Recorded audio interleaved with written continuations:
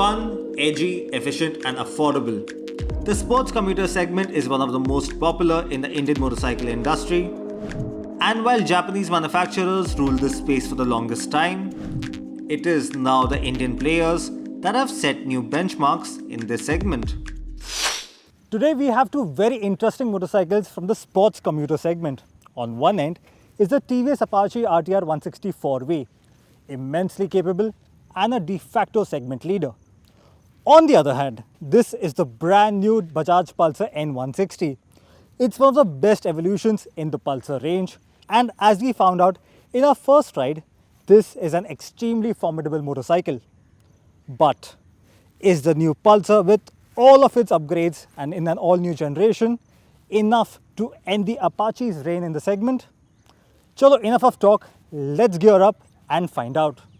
But before we do that, make sure to subscribe to carandbike and hit the bell icon to never miss an update from us.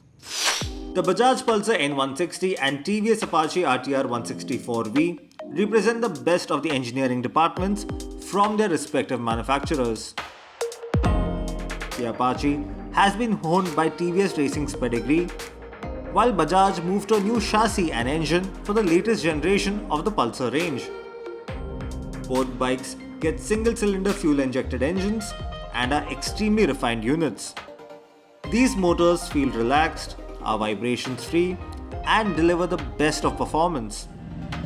But the riding experience couldn't be more different on either motorcycle. The Apache 160 benefits from more power and a lighter curb weight, which are both segment-leading numbers.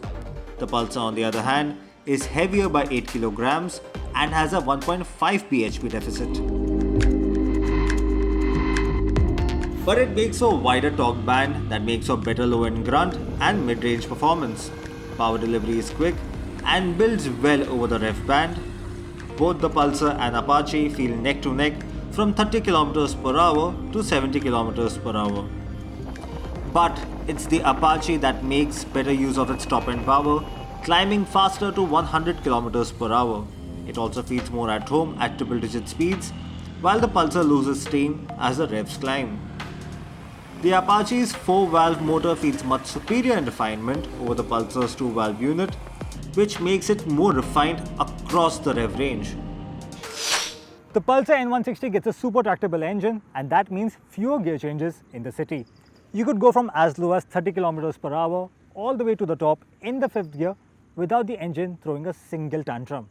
But it's not like the Apache is all that bad. That's a super nice machine, and both of these engines are super refined in what they do.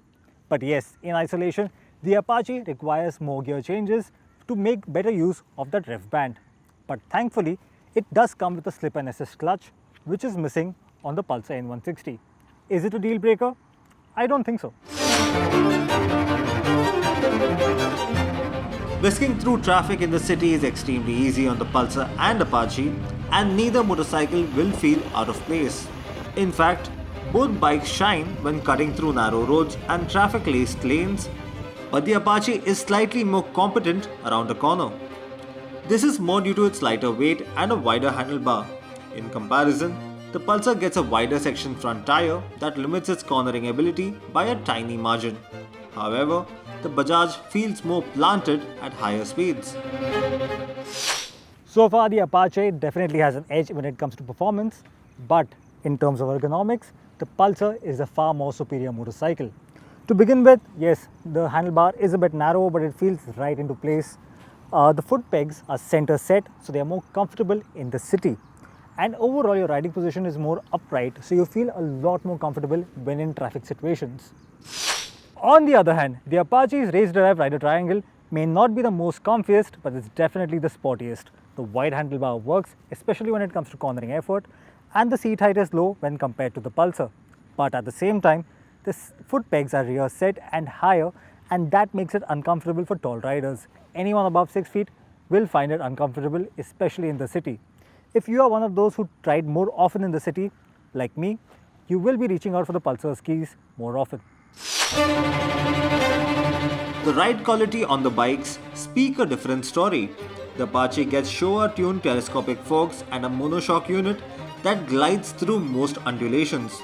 It feels easy to ride and gobbles potholes without any fuss. The Pulsar N160 gets a firmer setup. The bike borrows its suspension setup from the bigger N250, which feels a tad more jarring. While the front is still supple, the rear monoshock tends to bounce the rider around. Both bikes feel comfortable with a pillion. The Bajaj Pulsar gets better placed foot pegs that do make it a better option for the pillion rider. But the Apache's overall ride quality simply offers more finesse. On the braking front too, the Pulsar N160 feels more confident with larger brakes.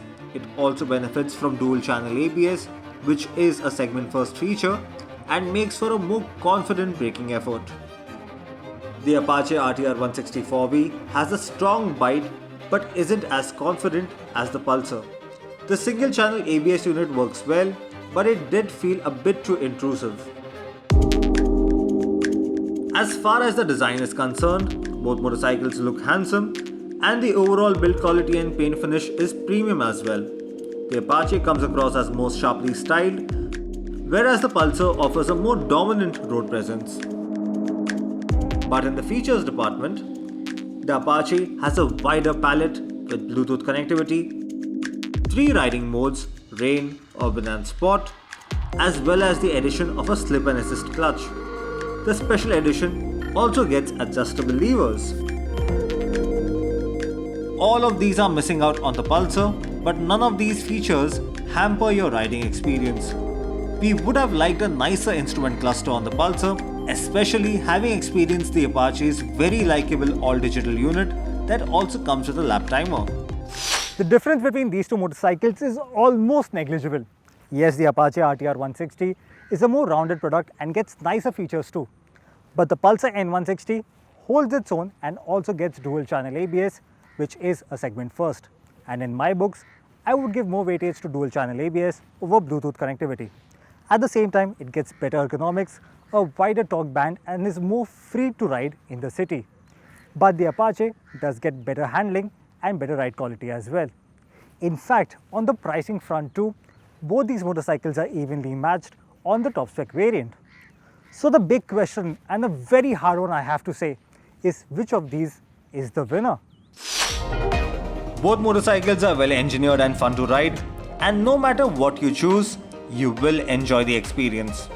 But where the Apache truly shines is in its ability to offer a little extra, adding more character and fun to your otherwise mundane commute.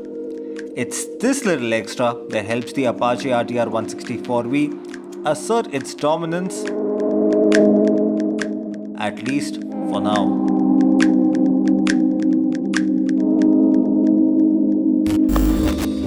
So which of these motorcycles is the winner? Oh, hello.